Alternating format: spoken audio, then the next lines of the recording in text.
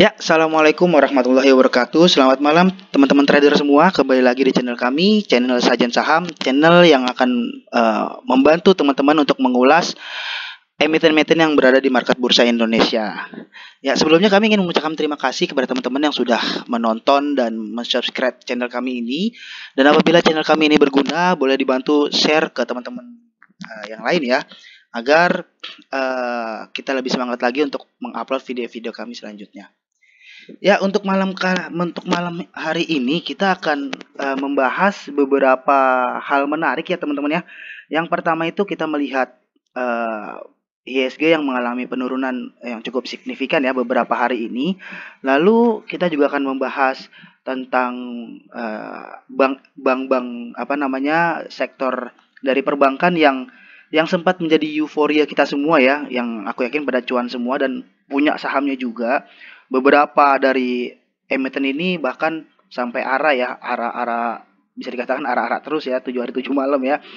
Lalu kita juga akan membahas beberapa sektor ya, kayak semacam sektor nikel dan satu saham yang menurutku menarik nih teman-teman nih. Satu saham kode emitennya itu UNIQ. Jadi unik ya. Dia ini gimana sih gitu untuk kedepannya saham unik nih. eh Pasti banyak dong yang cuan dan banyak juga yang nyangkut dari saham ini. Ya, untuk malam ini teman-teman kita kedatangan tamu istimewa nih. Yang pertama itu ada biasa ya temanku, itu dia Rio Nalitarigan. Dia bisa dibilang trader yang handal ya dengan analisa-analisa teknikalnya yang bisa dikatakan mujur lah ya kan sesuai dengan analisa dia. Lalu yang kedua juga ada, wah ini menurutku sangat menarik nih teman-teman nih. Ada Brother Engga ya. Brother Engga ini dia juara 3 Mirai Championship Session 2. Oke, kita langsung panggil ya teman-teman ya. Apa kabar Brother Rio, Brother Engga? Halo, Ya, Brother Engga apa kabar? halo. Gimana kabar hari ini? Cuan banyak nih kayaknya nih.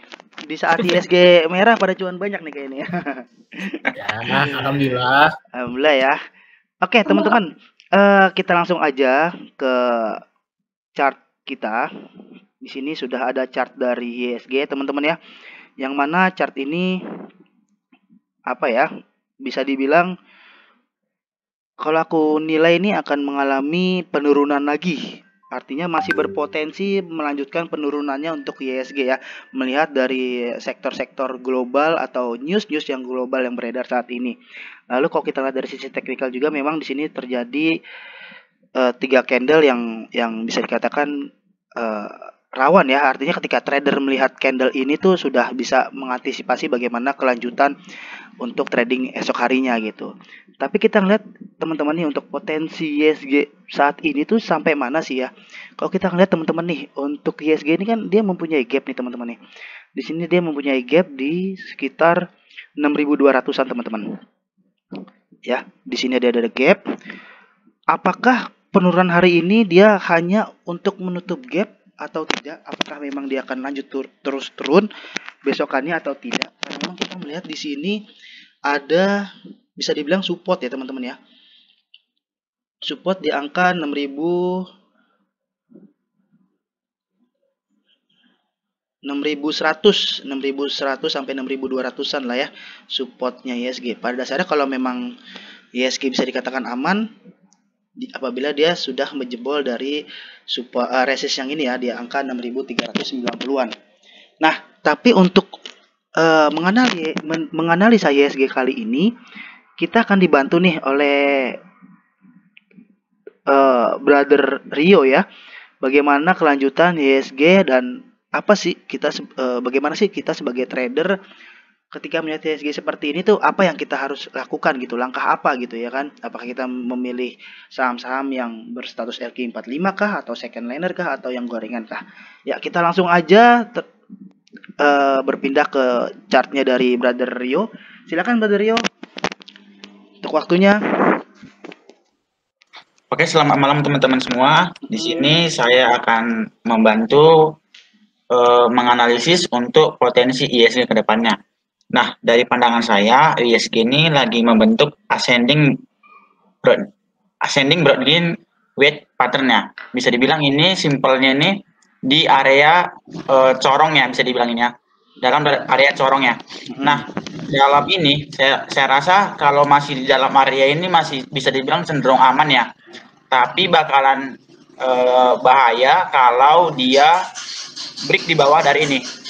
Jadi bisa dibilang kalau dia tembus di 6.167 bakalan potensi turun ya. Kalau kita lihat potensi penurunan itu, kita tinggal tarik ini, bakalan potensi begini ya. Oke, ini yang itu ininya ya, apa namanya, skenario terburuknya kali ya Mas Rio ya. Ini bisa dibilang kayak ini corong ya.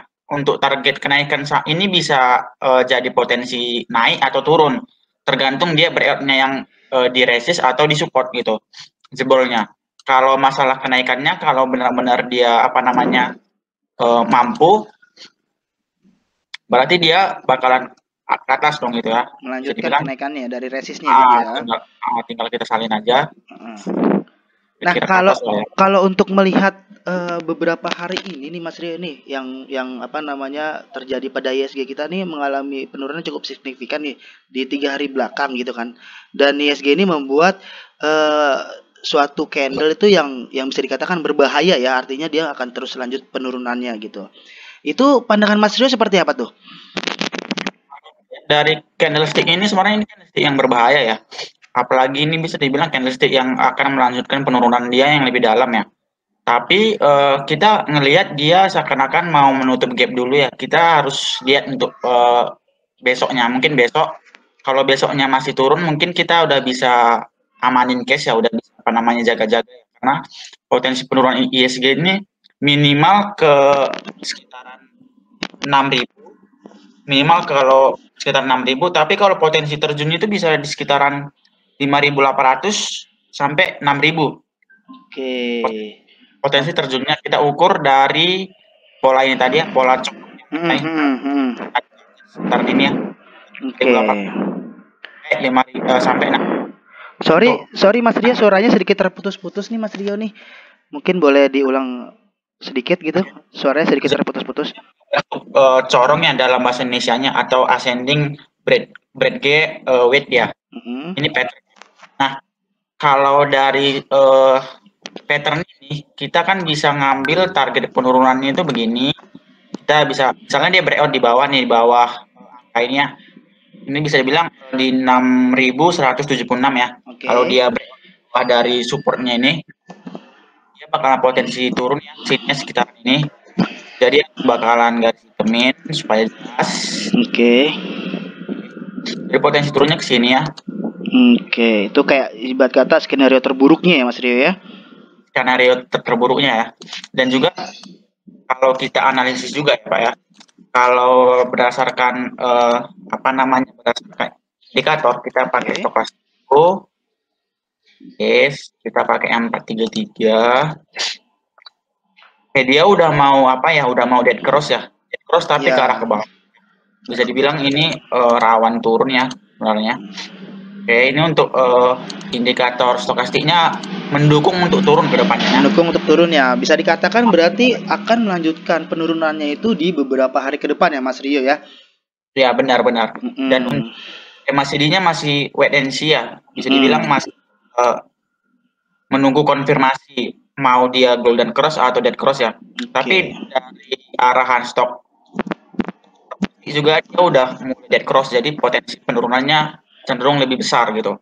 Oke. Nah, Mas Rio nih melihat ISG yang seperti ini nih, yang akan melanjutkan penurunannya nih, apa sih yang harus dilakukan oleh trader-trader atau yang bisa dikatakan trader-trader yang notabene itu masih pemula, gitu loh?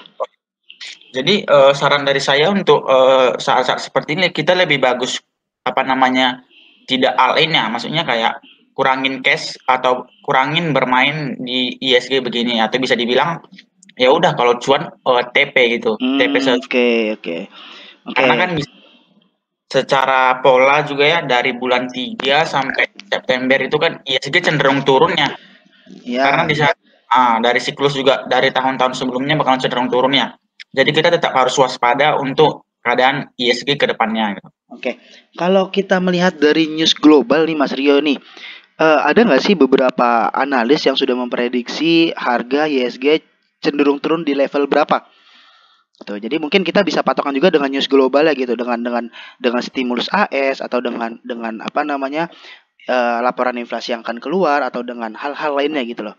Ada nggak? Oke, kalau dari yang minggu ini ada rapat The Fed ya, itu sekaligus rapat Dewan Gubernur BI Mhm. yang biasanya itu dia akan memprediksikan suku bunga acuan yang Oke.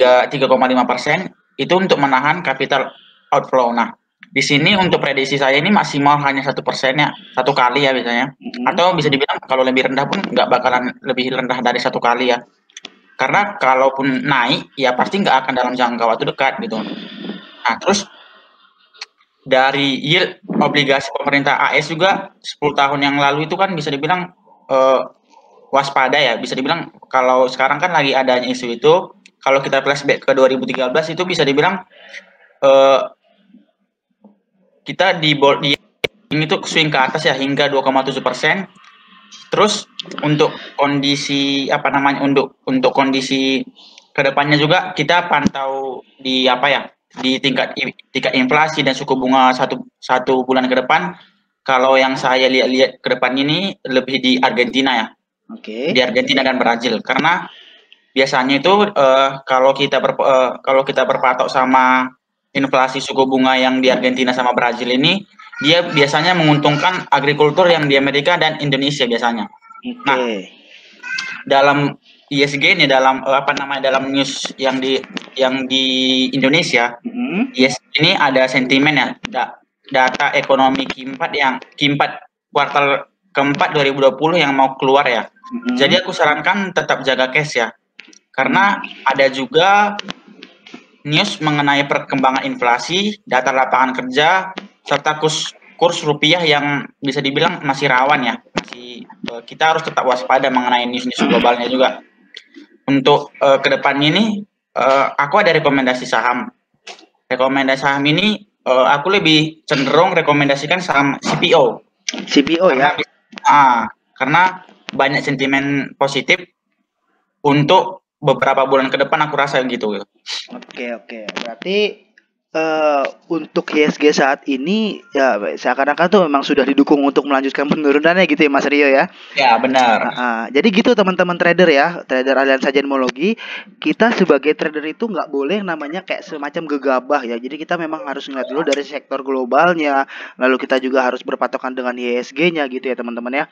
Jadi saran dari Mas Rio ini kita harus tetap jaga cash kita, jangan jangan apa namanya greedy ketika memang kita sudah cuan ya kita boleh TP, lalu kita juga jangan main asal HK gitu ya Mas Rio ya, apalagi all in ya itu sangat diharamkan ya gitu ya Mas Rio ya. Ya, benar. Ah, ah. Oke, selanjutnya nih kita lanjut ke tema selanjutnya itu kita akan membahas tentang bank digital nih. Nah teman-teman trader nih, seperti yang kita ketahui semua ya, bank digital itu yang sempat menjadi bisa dikatakan teman-teman tuh sudah pada cuan dan sempat mempunyai sahamnya gitu ya di bank digital ini ya. Dan bank digital ini udah beberapa emiten ini sudah sempat disuspend ya atau sudah dikurung lah gitu karena memang penaikan atau alurnya itu sudah dinilai nggak wajar gitu ya. Nah, langsung aja kita tanyakan tanggapan dari Brother Engga nih tentang bank digital tuh bagaimana sih ke depannya gitu. Silakan Brother Engga. Oke, halo, selamat malam semuanya. Malam ya. Saya akan ngebantu pembahasan tentang bank digital. Oke, Kak. Saya boleh share screen ya? Boleh, silakan Mas Rio, boleh di itu dulu ya. Ini biar Brother Engga share screen ya. Jadi Ini udah muncul belum? belum. Nah, jadi kan memang beberapa hari ini beberapa waktu yang lalu ya Brother Engga ya sempat Ya. bank digital ini kayak semacam BNBA yang menjadi kayak apa ya induk kenaikan pertama kalinya ya kalau aku nilai ya. Lalu juga ada Baca, ada BBHI, ada BMAS gitu kan dan teman-temannya gitu loh. Artinya seakan-akan tuh naiknya tuh serentak gitu ya, serentak gitu. Sampai yang terakhir tuh apa BSIM ya, arah terakhir deh ya. Jadi itu karena ada dukungan apa juga ya? Ya. Mengenai peraturan OJK yang modal minimum harus 10 triliun ya. Ya. Jadi terkait bank digital ini sebenarnya ada aturan OJK terkait modal inti minimal. Di sini 10 triliun untuk bank baru. Sementara untuk bank lama yang bertransformasi menjadi digital diizinkan untuk modal minimal sebesar 3 triliun. Nah, jadi kita ngebacanya gini. Kalau dari modal inti aja, yang pasti modal misalnya suatu bank ini modal awalnya itu 1 triliun. Tiba-tiba OJK mengizinkan jadi digital kalau modalnya naik menjadi 5 triliun.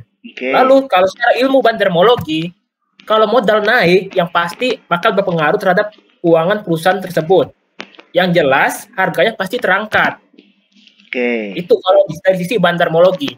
Tetapi di balik setiap kenaikan tinggi pasti ada suatu penurunan dalam. Coba ini saya mau jelasin BBYB. Dari BBYB ya, Nah, saya coba ambil BBYB aja, Di sini kita lihat dia sempat sideways. Sideways itu dari Desember sampai Februari cuma main di range bentar saya kotakin dulu. Nih, dia cuma sideways sekitar 300-400. Cuma sekitar sana. Terus di tanggal 8 Februari dia break ini. Dia break, besoknya break, lalu dia sideways lagi. Dah, harusnya rally dia.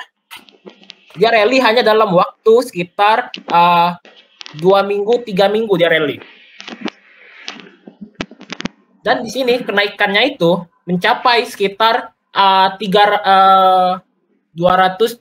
300%, 3 kali lipat kenaikannya, hampir mencapai 3 kali lipat dengan harga pucuk di sekitar 1010, ya hampir 3 kali lipat.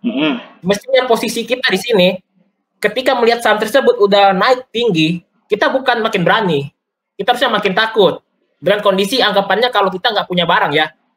Kita makin takut, kecuali kalau memang mau maksa masuk, ya ambil aja copet 2%, 5%, itu udah worth it itu.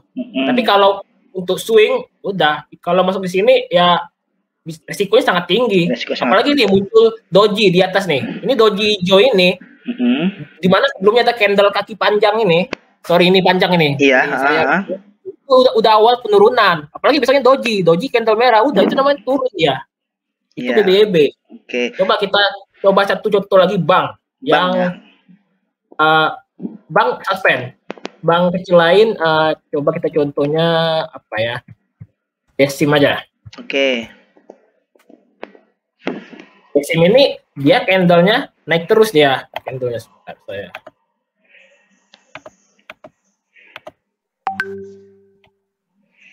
Terus secara trend line dia naik terus ya, secara trend line. Ya, trend line dia mulai dari Desember 14 sampai Maret ya naik kenaikannya. Nah, dia kapan mulai rally? Sama seperti bank tadi, bank BBYB, dimulai dari Februari dia mulai rally. Dia kompak gerakannya. Di sini harga dia mulai rally dari harga sekitar 515 dia rally. Kenaikannya sama persis kayak bank yang lain. Kenaikannya pucuknya 1250 high-nya. Itu kenaikan 200% lebih, di mana resiko tinggi. Dan kali ini sinyal candlenya dimulai dari mana? Candle terakhir, ketika dia pucuk 10 dia dibanting, muncul candle merah, itu udah rawan turun. Marubozu ya. Ya, Marubozu dia. Di mana ketika dia mulai turun ini, bank-bank lain udah ada yang suspend kan? Ya, jadi kalau kayak suspend gitu, biasanya setelah suspend lama dia bakal dibanting. Nah sekarang nasib teman-teman trader nih yang ketika memang dia nyangkut pucuk, sebenarnya masih ada harapan nggak sih untuk dia bisa kembali ke harga atasnya gitu loh, brother. Jadi dengan ini kan masih apa ya, masih rumor ya, meskipun beberapa emiten sudah ada pernyataan bahwasannya dia kayak semacam apa namanya, ke Gojek, ke Grab gitu ya. Nah itu apakah dengan isu seperti itu dia akan kembali ke harga yang sempat menjadi harga tertingginya gitu loh, brother? Oke, kali ini saya bahas ya. Pertama dari ARB tadi ya, biasanya gini, pola saham yang ARB berturut-turut, dia akan terjadi sebuah pantulan. Sorry, saya agak pindah ke bukan bank, tapi saya pindahin ke saham ASIP. Jadi ASIP itu dia kenaikan tinggi, lalu ARB. Nah, ARB dia mentok di sini. Nah, ini supportnya. Jadi untuk bank-bank lain yang kayak apa ya, kayak BBYB, dia udah mulai menuju ke kestabilan. Menurutku ya, dia paling-paling kalau turun di sekitar 400 ini, support kuatnya. Oke, jauh juga ya. Iya, jauh. Karena dia mulai rally dari sini nih. Dari sini dia sideways, rally lagi. Nah, terus berikutnya apa yang kita tunggu? Kita tunggu kabar itu, bank mana yang resmi. Jadi diakuisisi. Biasanya pengereknya nanti akuisisi. Contohnya kayak Arto. Oke, kita coba lihat Arto. Arto itu dia udah resmi ya? Ya, dia udah resmi diakuisisi Gojek. Oke. Arto ini kalau kita flashback ke belakang, sorry. 2019 kemarin dia lama sideways di sekitar sini. Dia lama sideways. Tapi Bandar udah punya beritanya. Lalu dia naik ke harga 2000-an dari harga 100 itu udah 2000%. Oke. Tapi sialnya ketika masuk 2020 muncul COVID yang ngebuat harganya dibanting. Dibanting ya, oke. Ya, dibanting. Ya sama kayak saham-saham bank digital lain, kalau dibanting ya pasti ARB buntun kan. Nah, setelah ARB buntun, dia pastinya akan mengalami fase sideways dia. Nih, di sideways-nya di sini dia sideways-nya. Artinya tuh dia masih akan setelah ARB, ketika dia selesai ARB tuh dia sideways dulu gitu ya. Artinya barang bisa dikatakan ngumpulin barang lagi gitu ya. Nah, iya. Ketika dia sideways ini dia break, dia lihat nih, dia sideways-nya April sampai bulan Juni. Dia 3 bulan sideways. April, Mei, Juni. Lalu dia break. Lalu ya, dia panjang lagi sideways-nya nih. Oke. Jadi dalam suatu saham, misalnya ada bantingan. Ketika bantingan itu, apakah dia langsung rebound ke harga semurah? Nggak kayak gitu konsepnya. Dia bakal mengalami sideways dulu. Lalu ketika dia rally, lalu diketahan sideways nih lama. Sideways-nya dari bulan Juli sampai bulan Desember. Lalu rally lagi dia. Oke. Artinya ketika memang saat sideways itu trader tuh ya yang perlu dilakukan oleh para trader itu menunggu konfirmasi ya, bukan dalam arti ketika memang dia sideways kita juga melakukan action buy atau melakukan action akumulasi, enggak ya. Artinya di saat saham yang sideways kita hanya perlu menunggu konfirmasi bahwasannya apakah dia akan dibawa naik lagi atau memang dia akan dibawa turun lagi gitu ya. Ya benar seperti itu. Jadi saya sarankan teman-teman kalau misalnya nggak mau cut loss, ya mungkin teman-teman pakai dana lain untuk ditradingkan di saham lain untuk nutupin loss di saham tersebut. Atau mungkin teman-teman misalnya cuan di saham B. Terus di saham A itu nyangkut misalnya nyangkut di saham apa? BABP misalnya. Mungkin cuan di saham B itu bisa nutupin rugi di saham A. Jadi saham A itu bisa di-cut loss sedikit-sedikit. Iya, betul. Dalam artian gini ya teman-teman trader ya. Jadi ketika memang kita melihat posisi yang sudah tidak memungkinkan gitu loh untuk beberapa hari ke depan dia untuk kembali ke atas, lebih baik sih kita CL ya. Pada saat kan saham itu kita bertrading itu pastinya wajib menggunakan atau menilai dari risk reward-nya. Artinya jangan sampai memang kita posisinya itu taunya cuan ya, terus taunya tuh saham itu akan naik, terus memang kita harus beranalisa dulu gitu ya. Oke, thank you Brother Engga. Terus kalau untuk saham BNBA nih, BNBA yang sampai hari ini di suspend ketiga ya kalau nggak salah ya? Benar, iya benar. Tuh gimana tuh tanggapan Mas Engga tuh? Apakah memang dia setelah satu akan dibanting seperti teman-temannya kah? Oke, jadi terkait BNBA, kita lihat dari suspendnya dulu. Dia suspend ketiga. Biasanya suspend ketiga itu bisa sebulan lebih biasanya. Oke. Dari sana dulu. Terus untuk area bantingan sih kalau menurut saya sih dia bakal dibanting setelah bangun nanti. Oke, setidaknya itu dia menutup gap dulu ya. Itu kan ada beberapa gap. Ya, karena dia banyak gap terpotong di sini nih. Gap terakhirnya di 1700 ya gap terakhirnya. Oke. Jadi untuk teman-teman trader nih ketika memang melihat suatu saham yang sudah rally tinggi, itu kita melihat risknya itu sampai mana gitu. Jangan sampai kita membeli yang seperti tadi arahan dari Brother Engga, ketika memang kita melihat suatu saham yang sudah naik tinggi, kita jangan memaksa masuk gitu ya Brother Engga ya. Ya, benar sekali. Jadi kita juga wajib gitu loh. Artinya ketika memang kita mau buy satu saham, kita wajib menganalisa dari segi fundamental atau dari segi technical analisnya atau dari segi bandarmologinya gitu loh. Nah, aku kembali ke Rio nih. Rio, tanggapan Rio tentang saham yang lagi fenomenal nih yang sempat IPO baru-baru ini nih. Di saham emiten unik, menurut tanggapan Mas Rio gimana tuh? Oke, kemarin itu kalau nggak salah di tanggal 4 ya, dia IPO ya. Itu namanya uniknya. Iya. Oke, dia IPO dia. Boleh bantu saya screen Mas Rio mungkin? Oke, siap. Jadi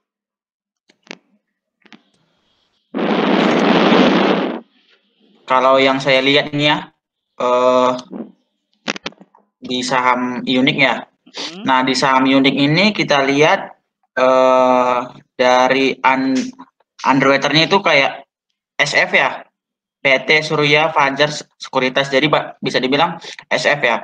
Nah, kalau kita lihat pemiliknya itu ada Jati Simina, dia 49%, Burhan. Jadi bisa dibilang ini lebih ke individu ya. Perorangan gitu ya.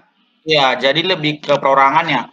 Sedangkan publiknya 10%-an ya. Bisa dibilang yang saya lihat ini dari direktur juga, dia kan Burhan Joko ya. Burhan Joko juga punya kepemilikan sekitar 13% ya di sini ya. Oke. Jadi saya rasa di sini kayak petinggi-petingginya yang mempunyai kepemilikan besar di dalam gitu. Bisa dibilang ini kayak saham dinasti gitu ya. Artinya ya pemilikannya dia orang doang gitu kan. Terus yang saya udah cari tahu juga sedikit mengenai laporan keuangan dia ya. Oke, saya scroll dikit. Oke. Ini ya. Jadi yang jadi masalah di sini ini kan ini kan bisa dilihat yang di bagian nomor 9 sampai 10 ini. Jadi dia ada utang nih, konversi utang. Nah, konversi utang ini kalau ditotalin 7 tambah 3 sekitaran 10% ya. Jadi kayak bunganya 10%. Nah, yang jadi masalah juga saya tadi udah baca sedikit-sedikit. Ternyata utang dia itu harus dibayar di Juni tadi. Ini Juni, oke. 3 bulan lagi gitu. Nah, artinya gimana itu Mas Rio? Artinya bisa dibilang dia sengaja IPO hanya untuk mencari modal untuk bayarin utang gitu. I see, oke. Bisa dibilang dalam dunia saham ini ada dia yang benar-benar IPO karena prospek, ada yang benar-benar IPO hanya untuk faktor-faktor tertentu ya. Ya dunia gelapnya saham lah bisa dibilang ya. Lalu kalau melihat dari teknikalnya Mas Rio, apakah dia akan menjadi saham tidur gitu, saham gocap gitu?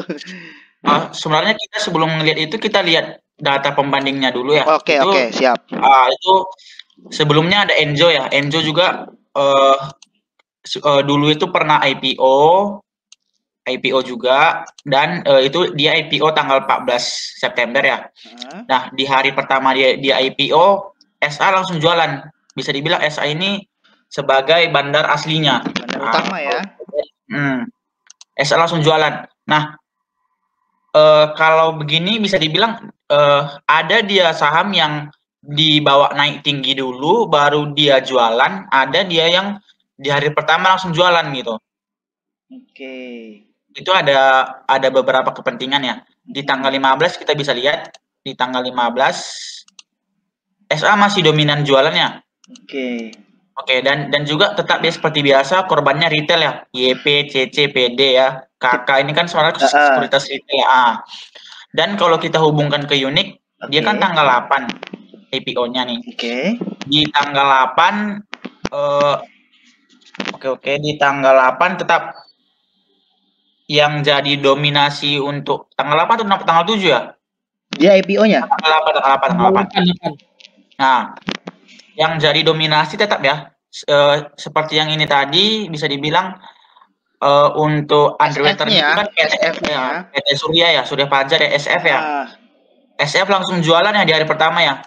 Langsung jualan besar ya, bisa dibilang gede juga, dan juga di tanggal 9 juga ternyata dia jualan besar juga.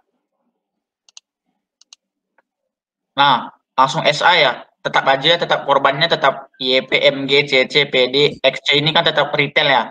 Jadi sebenarnya saya rasa ini saham unik ini bisa dibilang saham IPO yang sengaja dibuat hanya untuk menjebak retail. Dunia gelapnya saham gitu. Bisa dikatakan bisa dikatakan gini ya Mas Ria, dia tuh tujuan IPO itu untuk mencari modal untuk menutupi utangnya gitu ya. Benar. Dan juga begini, karena dia memanfaatkan psikologis retail. Bagaimana? Karena di saat di tahun 2021 ini bisa dibilang saham-saham IPO-nya bisa dibilang sukses semua ya. Ada dia ACII, ada dia PMMP, ada yang penting saham-saham IPO tahun ini bisa dibilang jelas ya. Bisa dibilang nggak ada yang kegocap ya sekarang ya. Nggak ada yang ke-50 ya. Jadi seakan-akan retail bisa dibilang bakalan optimis. Oh, bisa untung ratusan persen di dalam kalau main di saham IPO gitu. Bisa dibilang kan sebenarnya kan kalau bermain di saham IPO ini kan bisa dibilang sangat berisiko ya. Betul. Dan membutuhkan pengalaman yang gede ya. Dan mungkin dengan adanya itu tadi adanya kesempatan seperti yang IPO sebelum-sebelumnya untuk tahun ini bisa dibilang sudah gol gitu ya. Banyak semua. Jadi banyak retail yang optimis mengenai saham IPO gitu. Nah, saya lihat unik ini masuk untuk memanfaatkan momen-momen itu gitu. Memanfaatkan psikologis retail yang optimis mengenai saham IPO gitu. Yang notabene untuk saat ini trader tuh lebih banyak bisa dikatakan angkatan kolonial, yang mana mohon maaf ya bisa dikatakan pemula ya, akhirnya dia tergiur dengan saham IPO yang memberikan cuan lebih gitu ya. Ya, cuan yang berapa puluh persen dalam berhari-hari ya, cuma beberapa hari ya. Jadi bisa dibilang memainkan psikologis mereka ya. Nah, kalau untuk tanggapan Brother Engga gimana nih untuk saham unik nih?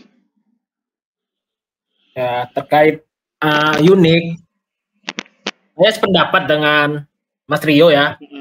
Jadi dia di hari pertama itu tanggal 8 itu SF dengan SA udah jualan dia. Bisa dikatakan tuh bandar aslinya ya gitu ya, di underwriternya itu udah jualan kan, gitu ya. Underwriternya Surya Fajar Sekuritas kan. Benar. Nah, ini ya. Ya, itu SF itu. Jadi, ketika underwriternya udah jualan, semestinya misalnya ada yang antri di hari tersebut, mereka dapat, besoknya langsung jualan. Apalagi kalau besoknya udah nggak arah, itu siap-siap aja bantingan dalam.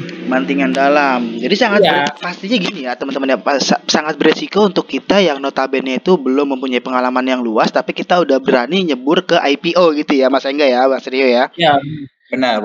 Oke. Ada tanggapan lain Mas Engga tentang saham unik? Oke, tanggapan lain saya saham unik. Artinya gini, kayak semacam teman-teman yang nyangkut di pucuk itu dia kayak susah untuk keluar gitu loh. Itu apa yang gimana gitu? Artinya apakah ada saran untuk supaya bisa keluar? Apakah harus diantrikan terus selnya atau bagaimana gitu? Silakan. Oke, saya boleh screen ya? Boleh. Sorry. Oke, ya. Silakan Bang. Oke, siap.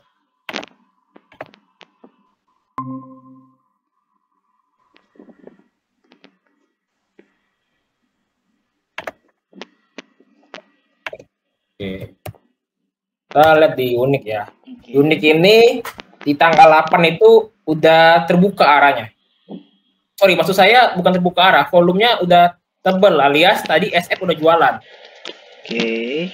Oke, lalu lanjut besoknya arah dengan volume yang tebal lagi alias bandar udah nambah jualannya. Di sini kelihatan volumenya 12 juta lot.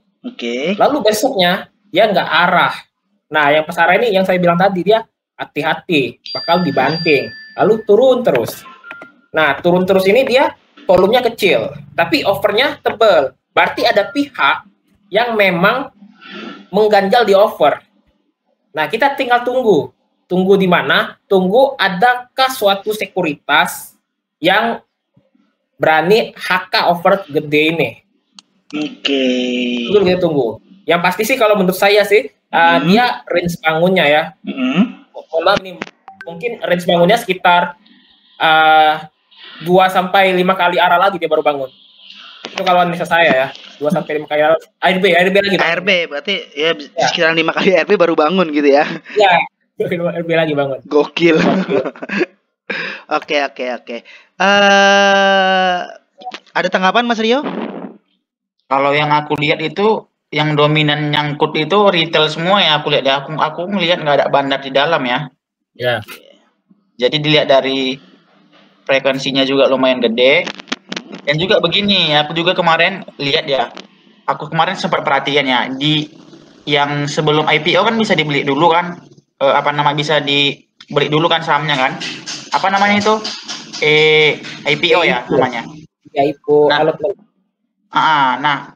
Pada saat kemarin itu kalau nggak salah kita kan mau beli tapi kita dikasih jatah bisa dibilang rata gitu, cuman 2 lot gitu. Soalnya kemarin saya punya teman yang dapat jatah cuman 2 lot. Dia mau beli banyak tapi cuman dikasih 2 lot. Dan rata-rata yang saya temuin dikasih cuman 2 lot doang. Nah, untuk itu memang sengaja untuk saya rasa sengaja untuk kuasai bandar gitu ya. Untuk menjebak retail karena kan udah ada yang dapat nih ya. Jadi retail kan bakal optimis HK seperti biasa untuk saham IPO kan. Nah, dan juga dilihat dari ganjel dia kan ada 1,6 juta lot ini ya. Iya. Lumayan gede juga ya.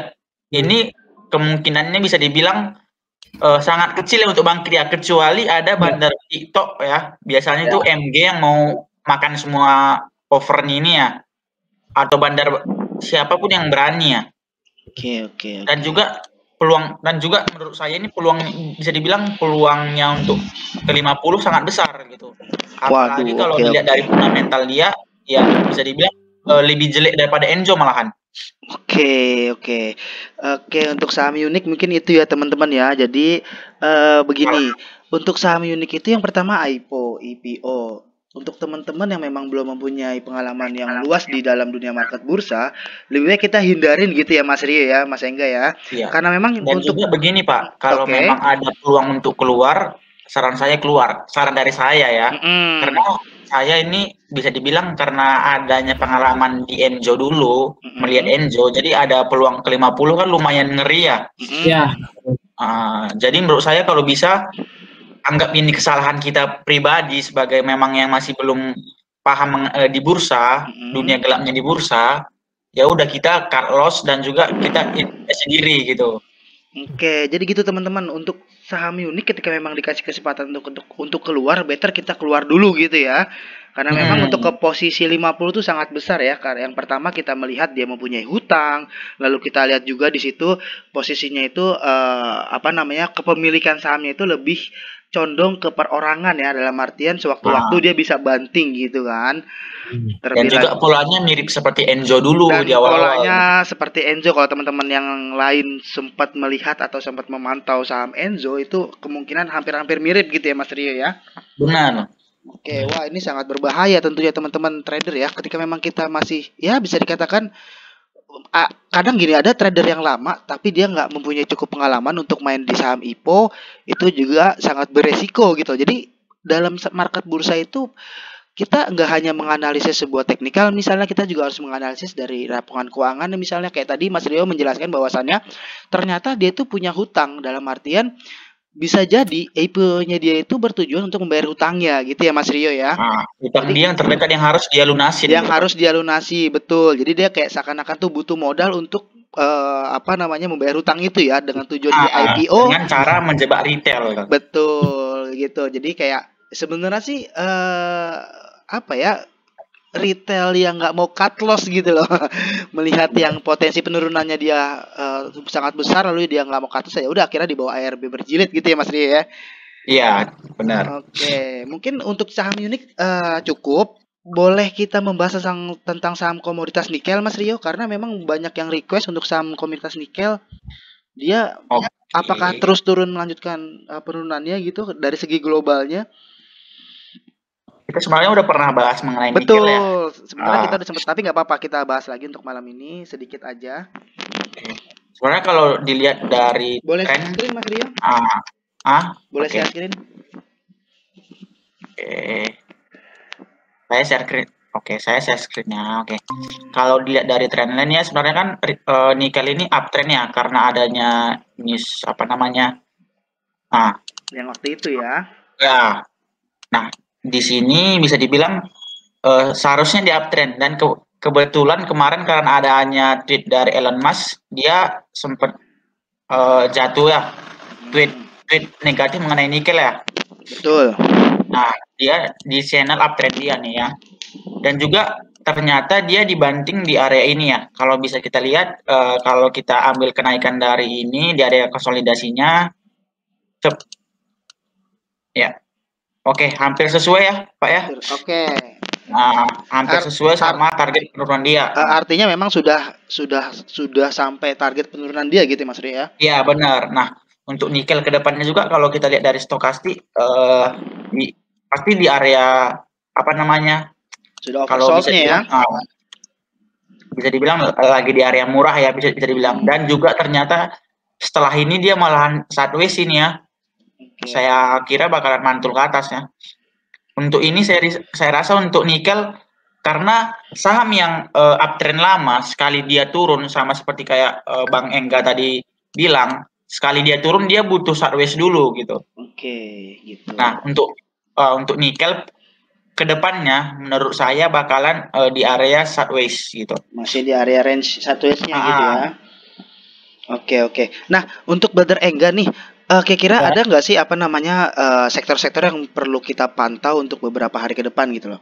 Watch list dari sektor apa gitu? Tapi kita jangan sebutkan emitennya gitu ya kali gitu ya, supaya untuk tidak menjadi ajakan buy atau sell gitu. Tapi perlu kita pantau untuk di sektor manakah gitu yang menarik menurut Brother Engga?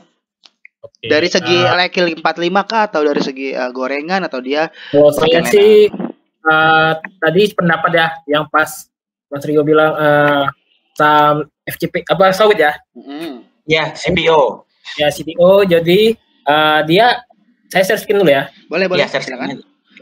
Saya matiin share screen-nya dulu.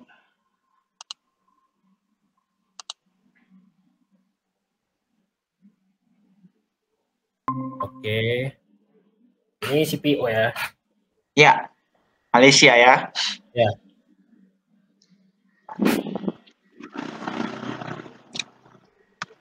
Ya sedang uptrend ya. Di mana harganya ini kalau saya baca berita, dia harganya ini tertinggi selama 10 tahun. Benar. Ya. Nih, ini 2009. Oke. Di sini 2011 dan hari ini tertinggi dia. Artinya kayak seperti harga 2009 ya? Ya. Nah, ini tepatnya 2008, sorry. Ini 2008. Oh, 2008, oke. Ya. Lalu kenapa sih sahamnya gitu-gitu aja? Kita balik lagi ke IHSG. IHSG, oke saya buka aja ya. Tapi penjelasan dari Mas Rio tadi udah ya. Oke. Karena IHSG masih masih mentok di resist lah ya. Sorry, saya buka daily ya. Masih kepentok di resist 6.500. Oke. Ada di sini sama di sini. Saya ya karena dia masih race-nya sideways ya, IHSG. Oke, jadi seandainya kalau kayak apa ya? Saya sih kalau jagoan di sawit ya, ada LSIP. Saya jelasin ya, LSIP. Ya, LSIP terus BWPT boleh. BWPT bisa dibilang gorengannya ya, Pak? Ya, itu gorengannya itu lihat saya aja. Ini SIM. Nanti 3 ini jagoan saya di sawit ya. Ali ya? Ali saya nggak rekom karena udah kemahalan ya. Oh iya, kemarin terlalu tinggi juga ya. Untuk SSMS? Ya, termasuk. Boleh. Oh sorry, ini SIM yang oke, ini yang di Indo. Ya lagi di pucuk sih, cuma candle terakhir jelek di ini. Cuma sih kalau saham komoditas ya, kita balik lagi ke globalnya. Ya, globalnya. Tambah sih IHSG lagi mendukung apa enggak, itu aja sih. Paling jagoan saya 3 itu. LSIP, SIM, BWPT. Jelas ya, kita memang harus mempunyai stok universe gitu ya Mas Engga ya. Ya, ya. Oke. Jadi gitu teman-teman, untuk yang bisa boleh teman-teman pantau ya, tapi tetap ini disclaimer on, artinya bukan ajakan buy or sell, tapi boleh teman-teman pantau untuk di sektor dari CPO ya, atau dari sawit ya. Itu. Mungkin cukup sekian untuk video kami malam hari ini. By the way, thanks banget nih untuk Brother Engga dan Mas Rio untuk yang sudah menemaniku di malam hari ini. Tuh, nantikan video-video kami selanjutnya agar teman-teman lebih semangat lagi dalam bertrading. Tetap ya teman-teman ya, pakai uang dingin, jangan all in, lalu jangan melakukan action buy sebelum kita beranalisa saham. Oke, mungkin cukup sekian. Terima kasih teman-teman semua. Akhir kalam, assalamualaikum warahmatullahi wabarakatuh. Thank you semuanya. Happy cuan. Oke, sama-sama. Sama-sama.